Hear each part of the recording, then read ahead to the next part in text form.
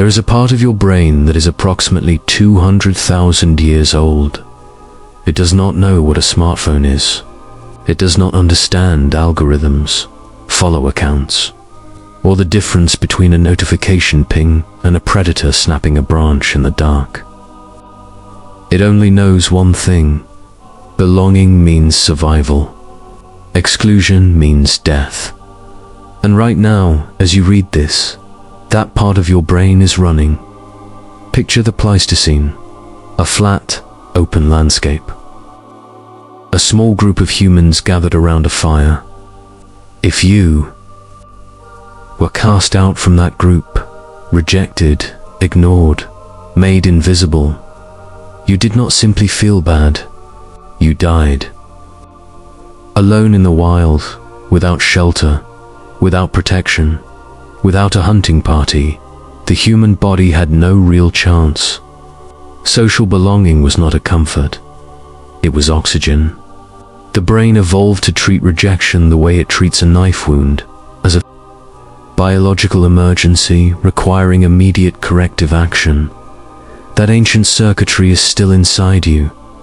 Every single neuron, every pathway, every alarm system.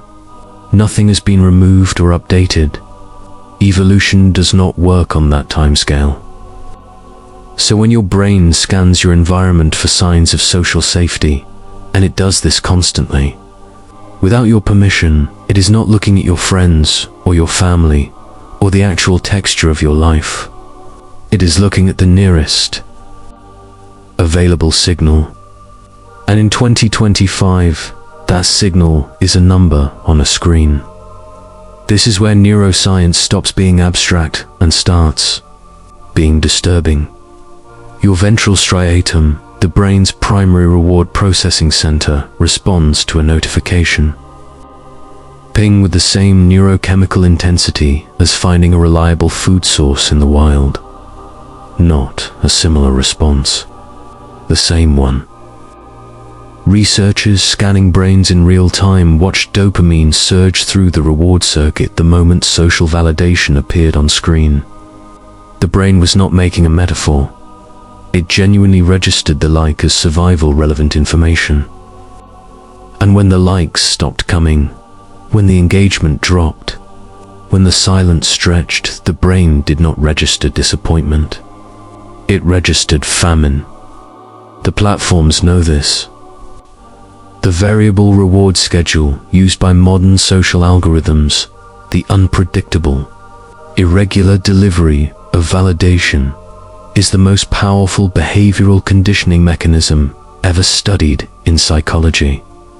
It is the same structure that makes gambling compulsive, not constant reward, not no reward, unpredictable reward.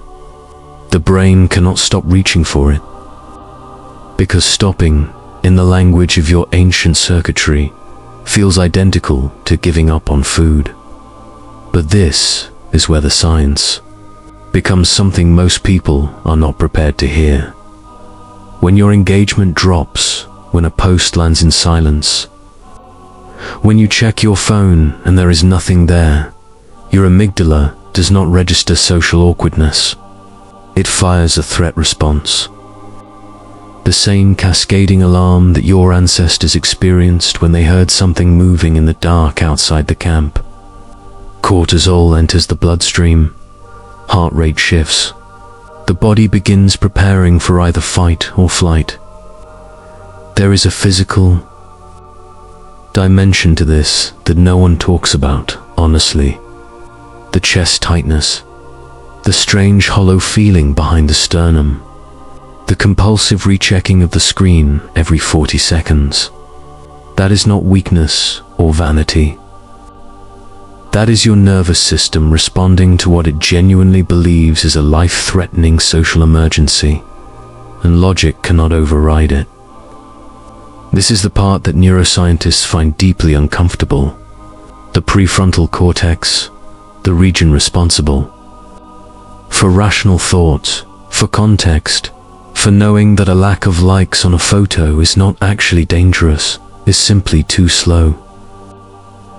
By the time it forms a coherent response, the primal system has already flooded the body with stress chemistry. You can tell yourself it does not matter. You can believe that it does not matter. The amygdala does not care what you believe. It is operating on a priority system that predates belief entirely.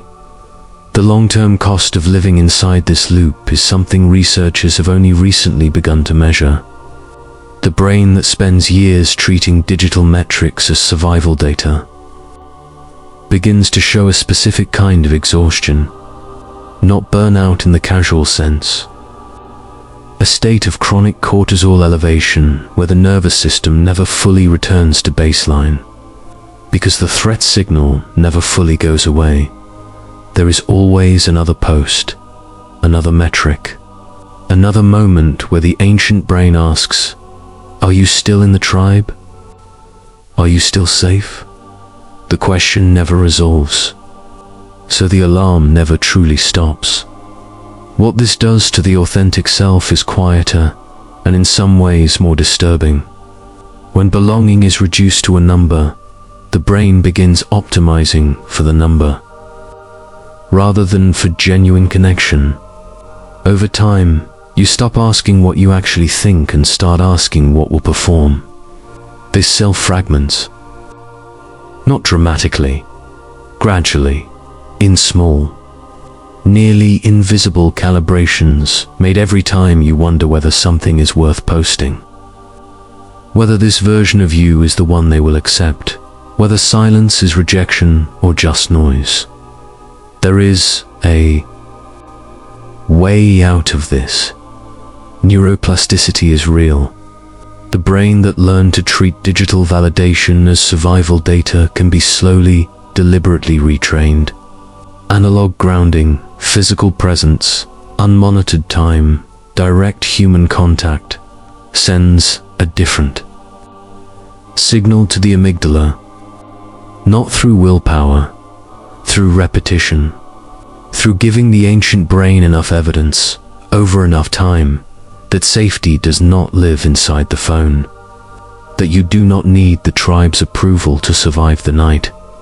But here is what no one can answer for you. If your brain has been running this survival program for years, quietly treating every scroll, every post, every notification as a matter of life and death, how much of what you believe about yourself was actually chosen by you, and how much of it was decided by an algorithm that figured out, long before you did, exactly which fear to feed?